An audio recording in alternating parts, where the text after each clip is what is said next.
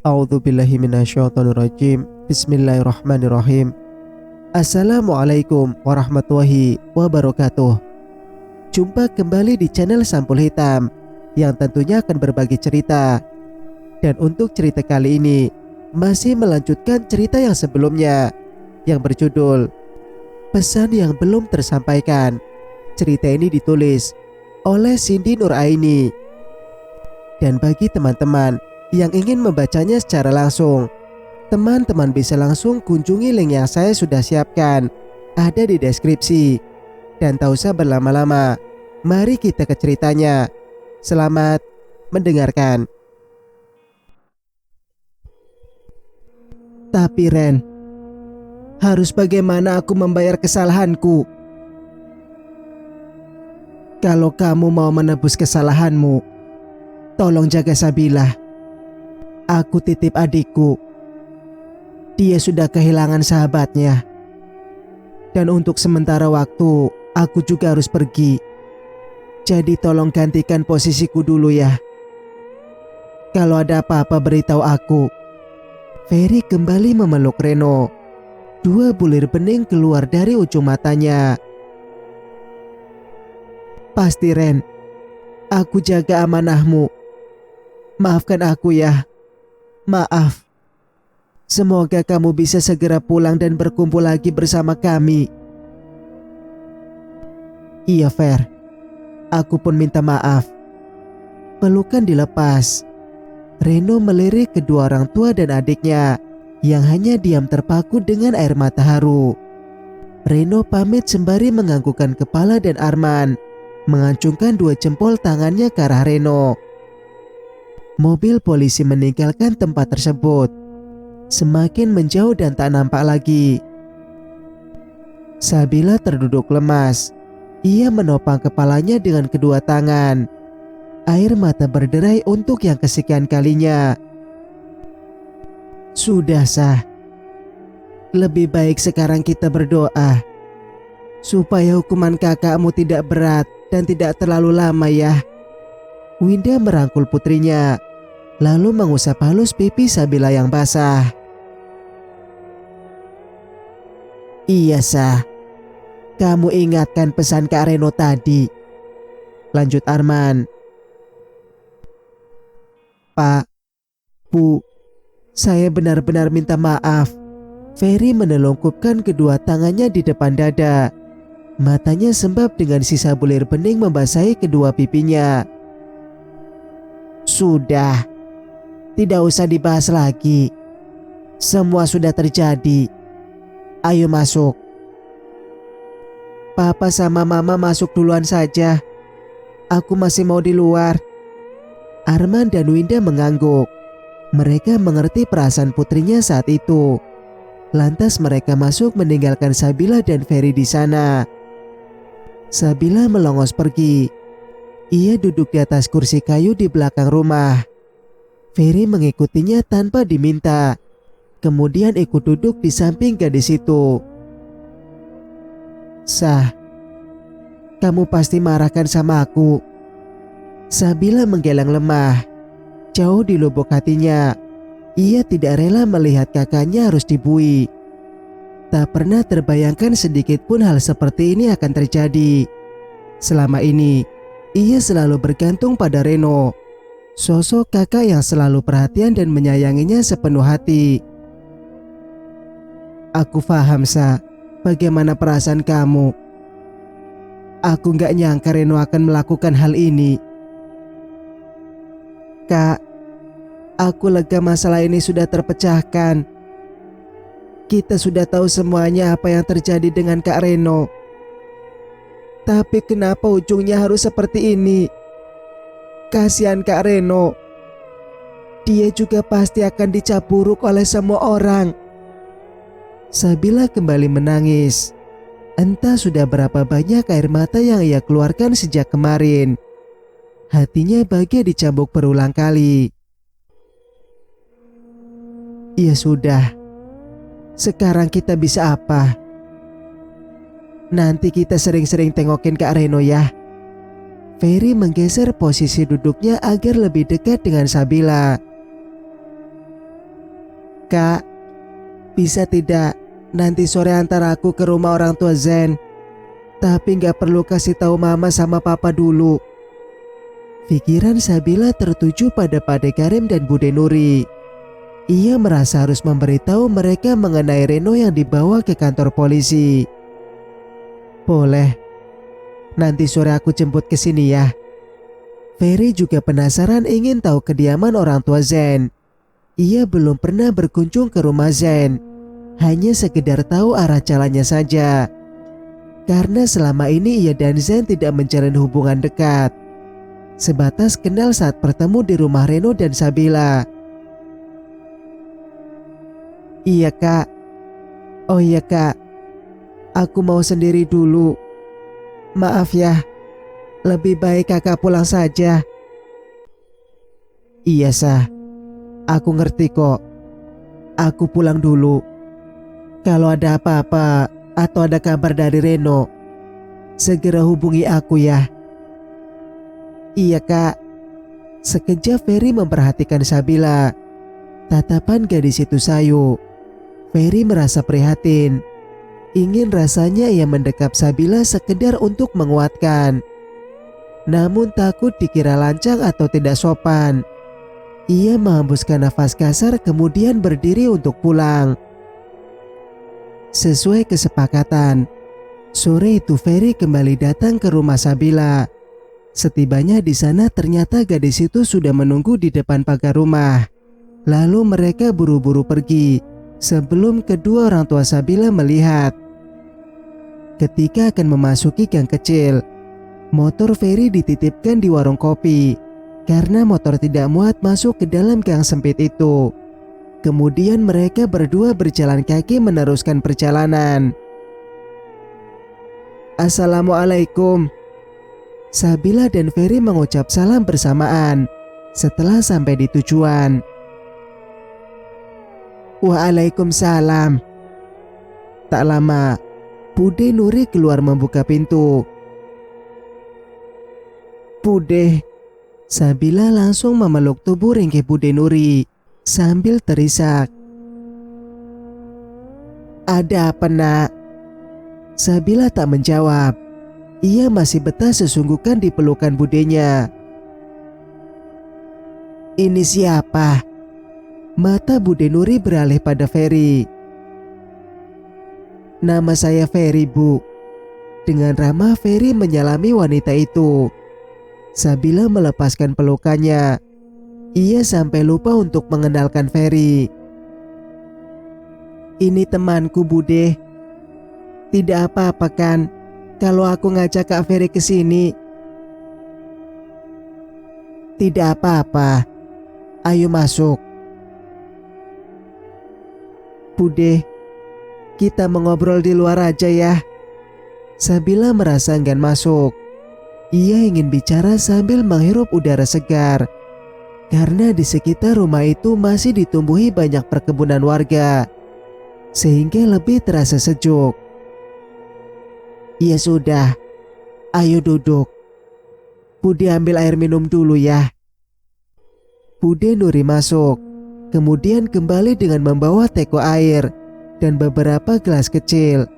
Lalu ditaruhnya di atas balai-balai yang ada di samping pintu. Mereka pun duduk di atas balai-balai.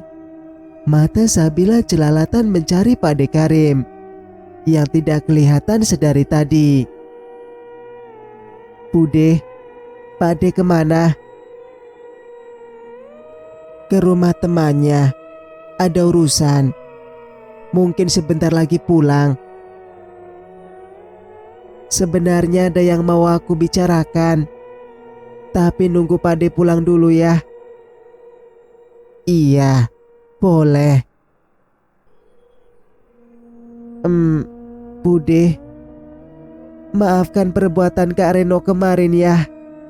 Sabila menyentuh punggung tangan Bude Nuri dengan tatapan penuh harap. Sudah, jangan bahas itu, balas Bude. Bude belum bisa memaafkan Kak Reno ya? Bukan begitu nak. Tapi Bude butuh waktu. Iya Bude, aku paham. Sabila mendesah pelan. Ternyata tidak mudah meluluhkan hati ibu satu orang anak itu. Apa nak Ferry ini temannya Zen juga? Bude Nuri melirik Ferry yang sedari tadi hanya diam. Kami hanya sekedar kenal aja Bu. Tidak kenal dekat. Karena saya teman kerjanya Reno. Jadi hanya sesekali aja lihat Zen, jawab Ferry. Bude Nuri hanya mengangguk-anggukkan kepala. Assalamualaikum. Ada tamu. Kenapa nggak di dalam? Orang yang ditunggu datang. Sontak Sabila dan Ferry meraih punggung tangan Pak De Karim untuk disalami. Gak apa-apa Pak De, di luar saja. Oh iya, ini siapa? Tanya Pak De Karim sambil memperhatikan Ferry. Saya Ferry, temannya Reno dan Sabila. Oh, begitu. Saya baru lihat soalnya. Pak De Karim ikut duduk di atas bale-bale. Sah, katanya tadi ada yang mau dibicarakan. Pak De sudah pulang. Jadi ada apa? Pungkas Bude Nuri. Sabila melirik Ferry sebentar. Ia mengatur nafas. Matanya mulai berkaca-kaca. Bude, Pak De, tadi pagi Kak Reno dibawa ke kantor polisi. Mulut Pak De Karim dan Bude Nuri menganga kaget. Sepasang suami istri itu saling melempar pandang. Kenapa Sa? Tanya Pak De. Dia melaporkan dirinya sendiri ke pihak berwajib. Astagfirullah. Dengan penuh belas kasih, Bude Nuri merangkul Sabila yang tertunduk lesu. Sabar ya nak. Semoga Reno bisa segera bebas kembali. Iya Pak De. Amin. Pak De tahu Reno sebenarnya anak yang sangat baik, sama sepertimu. Karena kedua orang tua kalian juga orang yang sangat baik. Sekarang kita sama-sama doakan Reno. Pak De dan Bude juga akan sering-sering menjenguk Reno. Pak De Karim mengelus lembut pucuk kepala Sabila. Tapi Pak De benar-benar memaafkan Kak Reno kan? Dan Bude, apa masih marah sama Kak Reno? Gadis itu menatap kedua mata Bude Nuri lekat. Berharap kata maaf keluar dari hati yang tulus untuk kakaknya itu. Iya nak, Bude sudah memaafkan kakakmu.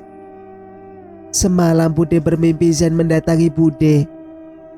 Dia mencium tangan Bude dan mengatakan sudah bisa pergi dengan tenang. Bude bahagia bisa melihat senyumnya. Dan Bude sudah mengikhlaskan dia. Alhamdulillah, ucap Pak De, Sabila dan Ferry bersamaan. Oh iya Pak, Bu, saya juga minta maaf. Karena semua kejadian ini tak lepas juga dari kesalahan saya. Spontan Pak De Karim dan istrinya menoleh. Tak mengerti mendengar penuturan laki-laki yang baru dikenalnya itu. Maksudmu apa nak? Ferry tak langsung menjawab. Ia melirik Sabila memberi isyarat untuk menjelaskan semuanya pada Pak De Karim dan istrinya. Setelah mengerti maksud lirikan Ferry, Sabila sekejap menarik nafas. Berat memang untuk mengingat kembali peristiwa yang tak pernah diinginkan terjadi itu. Pak De, Bude, ini Kak Ferry. teman Kak Reno yang kami ceritakan kemarin, yang menyukai Amara, tapi Kak Reno malah mengiranya Zain. Saya ikut ke sini sekalian ingin minta maaf yang sebesar-besarnya, Pak, Bu, potong Ferry. Sepasang suami istri itu terdiam. Semua terjadi di luar dugaan saya. Lanjut Ferry lagi. Ia menatap tanah di bawah kakinya. Wajahnya memerah menahan malu. Ya sudah nak. Mungkin ini sudah takdir. Saling menyalahkan pun tidak ada gunanya. Sekarang Reno juga dibawa ke kantor polisi. Orang tuanya pasti sangat sedih. Ujar Pak De lalu menuangkan air ke dalam gelas dan meneguknya tanpa sisa. Iya benar. Mungkin Bude kemarin juga salah karena terlalu marah pada kakakmu nak. Tapi setelah Bude merenungi semuanya, tidak seharusnya Bude bersikap terlalu dingin pada Reno. Dia juga tidak sengaja melakukannya kan. Mungkin memang itulah cara Allah mengambil Zain lagi, sambung Bude. Ia menatap lurus dengan tatapan nanar. Terlintas di kepalanya wajah Zain yang selalu menjadi pengisi hati dan hari-harinya selama ini. Bude gak salah. Wajar kalau Bude marah. Aku hanya berharap Bude tidak membenci Kak Reno. Aku kehilangan Zain dan sekarang juga kehilangan Kak Reno untuk sementara waktu. Nah, Bude Nuri menarik dagu Sabila dengan lembut hingga matanya yang sembab saling beraduk. Kita tidak kehilangan Zain karena dia selalu ada dalam hati dan doa kita bukan? Lanjutnya setelah menatap lekat mata Sabila yang sendu. Sabila mengangguk. Hatinya terenyuh. Bayangan manis bersama Zain sedari kecil tak akan mungkin ia lupakan. Sosok Zain yang selalu membawa keceriaan. Justru 2 bulan belakangan ini menjadi misteri yang berujung menoleh luka pada hati orang-orang terdekatnya. Jemari Bude Nuri dengan lembut menyeka bulir bening yang menetes dari sudut mata gadis di hadapannya. Kemudian kepalanya ia tarik dalam dekapan. Keduanya menangis haru. Hanya doa dan kenangan yang tersisa sebagai pengantar kerinduan mereka. Papamu sekarang ada di rumah? Tanya Pak De lagi. Ada. Tadi pagi papa pulang karena semalam Kak Reno memberitahu papa soal rencananya melapor pada polisi. Oh iya nak Ferry, orang tuamu juga ada. Pak De beralih pada Ferry. Ayah saya jarang pulang karena sibuk bekerja. Sedangkan ibu sudah lama meninggal. Dari dulu saya selalu sendiri di rumah. Innalillahi. Pantaslah. Mungkin selama ini kamu membutuhkan perhatian dari seorang wanita. Pak De Karim menerka. Ia melihat aura kepiluan dari sorot mata Ferry saat menyebutkan ibunya telah lama meninggal. Iya, seperti itulah Pak. Ferry menyunggingkan senyum terpaksa. Hanya sekedar mencairkan suasana hatinya. Rindu. Iya, dia merindukan sosok seorang ibu yang dulu malah ia berharap Amaralah yang bisa menjadi pengobat luka dan sepi di hatinya. Ya sudah, setelah ini Pak Ade dan Bude ikut ke rumahmu ya Sa. Kita bicara sama mama dan papamu. Mendengar niat istrinya, Pak Ade merespon setuju. Setelah pembahasan itu, mereka berpindah topik membicarakan hal lain untuk sama-sama menyingkirkan sekejap masalah yang sedang menyelimuti. Setelah diinterogasi dalam beberapa waktu dengan keterangan dan pengakuan yang disampaikan apa adanya tanpa dibuat-buat, Reno pun dibawa ke ruang tahanan setelah mengenakan pakaian berwarna oranye. Ia pasrah saat dituntun oleh sipir dan memasuki ruangan dengan pintu besi itu. Setiap pintu digembok, Reno hanya menatap kosong ke depan. Kedua tangannya menggenggam erat jeruji besi yang kini mengurung dirinya. Sesekali dia tarik nafas dalam-dalam. Ini adalah keputusannya, dan ia harus menjalankan konsekuensi dari kesalahannya. Wah, pendatang baru nih. Masih muda. Tiba-tiba salah seorang penghuni ruangan tersebut menepuk pundak Reno. Tubuhnya yang tinggi berisi dengan brewok yang tak terurus telah berdiri menatap Reno sinis. Reno gugup. Ia menggaruk dahi. Suasana saat ini begitu asing baginya. Kasus apa loh? Tanyanya lagi. Saya nggak sengaja bikin teman saya celaka bang, sampai meninggal. Berandalan berarti loh. Nggak juga bang. Reno berusaha menghindar dengan mundur perlahan. Namun tanpa sengaja justru menginjak kaki salah seorang penghuni yang lainnya. Buk. Tubuh Reno didorong dari belakang hingga tersungkur. Ia kaget, lantas memegangi hidungnya yang terbentur lantai. Beraninya lo nginjak kaki gue, anak baru. Seru laki-laki di belakang Reno tadi. Tubuhnya lebih besar ketimbang orang pertama yang menyapa Reno. Maaf bang, saya tidak sengaja. Alah, anak baru sudah bikin ulah. Ujarnya seraya menendang kaki Reno yang masih tertunduk di lantai. Susah payah Reno berdiri. Badannya terasa lemas setelah pikiran ia kuras semalaman. Ia berusaha kuat dan menahan emosi. Tidak mau menambah masalah baru. Enaknya kita apa ini anak baru? Tanya laki-laki brewok tadi pada kedua temannya.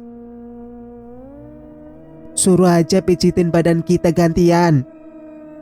Jawab salah satu temannya yang usianya masih cukup muda. Reno menatap salah satu tahanan yang masih muda itu. Ia merasa pernah melihat wajahnya. Tapi entah di mana, otaknya terus memaksa untuk mengingat. Kenapa lo ngeliatin gue kayak gitu hah? Merasa tersinggung, tahanan tersebut maju lantas mendorong sebelah bahu Reno. Tunggu. Perasaan saya pernah lihat kamu. Tapi di mana ya? Reno mengetuk-ngetuk dagunya dengan jari. Alasan lo. Ya lihat di tempat ini sekarang lah. Tugasnya diikuti tawa kedua temannya yang bertubuh besar. Sebelum ini saya pernah melihat kamu. Mereka bertiga saling melempar pandang melihat Reno yang tampak serius dengan ucapannya. Laki-laki bertubuh jangkung yang kira-kira seusia dengan Reno itu melipat tangan di dada, menunggu reaksi Reno selanjutnya. Oh iya, saya ingat. Saya pernah melihat kamu saat ada penemuan mayat di kebun jati desa saya sekitar 2 bulan yang lalu. Kamu yang ikut nimbrung dengan polisi dan mengatakan mayat itu korban kecelakaan kan? Reno ingat sekarang, saat jasad Amara sedang dievakuasi ada seorang laki-laki yang tiba-tiba berpendapat bahwa Amara adalah korban kecelakaan. Namun polisi menyangkal karena ada luka sayatan di tubuh mayat tersebut. Bagus, ingatan lo kuat juga ya. Jadi lo warga desa itu juga, dan lo ada di TKP saat itu. Gue juga baru ingat muka lo setelah lo ngomong. Balasnya dengan santai. Apa kamu sebenarnya yang membunuh perempuan di kebun jati itu? Buktinya sekarang kamu juga ditahan di sini. Tanya Reno penasaran.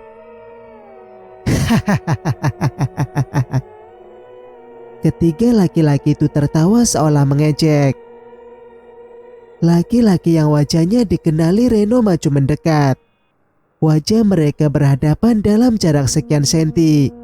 Lalu ia berbisik pada Reno. Bukan cuma gue, tapi kita bertiga yang ada di sini. Brengsek! Tak dapat menahan emosi. Dengan kerasnya Reno memukul laki-laki di hadapannya. Nafasnya memburu dan dadanya naik turun. Ia ingat yang dikatakan papanya bahwa pembunuh Amara juga sudah ditemukan dan diringkus polisi. Dan sekarang ia malah berada satu sel dengan pembunuh Amara. Lu matiin temen lu sendiri. Kita ngilangin nyawa orang yang gak kita kenal. Siapa yang lebih kejam? Laki-laki brewok tadi menarik baju atas Reno hingga leher Reno tercekik. Sekuat tenaga Reno melepas cengkraman itu. Ia kemudian mundur dan meninju laki-laki di depannya satu persatu. Perempuan yang kalian bunuh itu kekasih saya. Wajar kalau saya sangat marah. Lagi-lagi ketiga tahanan itu tertawa, membuat Reno semakin cengkel. Rahang Reno mengeras dan tangannya mengepal kuat. Lo tahu, kita bukan cuma menghabisi dia. Kita juga sudah menikmati tubuh pacar lo yang mulus itu.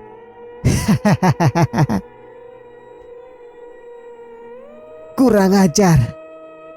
Biadab kalian semua. Amarah Reno semakin naik ke ubun-ubun. Seketika darahnya mendidih mendengar ucapan itu. Tanpa kontrol ia menghadang ketiga laki-laki di ruang besi tersebut dengan bengisnya. Namun mereka rupanya bukan tandingan Reno. Ditambah jumlahnya yang lebih banyak. 1 lawan 3 dan Reno tidak bisa menandingi mereka. Dengan sigap salah seorang dari mereka menahan tubuh Reno yang sedang berontak. Tangan Reno dilipat ke belakang, sementara wajah dan perutnya dihantam oleh laki-laki seumurannya tadi. Lepas! Reno berontak untuk melepaskan diri. Kedua pipi dan hidungnya sudah terasa nyeri dan panas. Apalagi perut yang sudah sangat sakit akibat pukulan dari orang tak punya hati itu. Dengan kencang Reno menginjak kaki laki-laki yang memegangi tangannya dari belakang. Hingga cengkraman itu terlepas dan Reno bersiap untuk melawan. Dasar keparat. Manusia gak punya hati.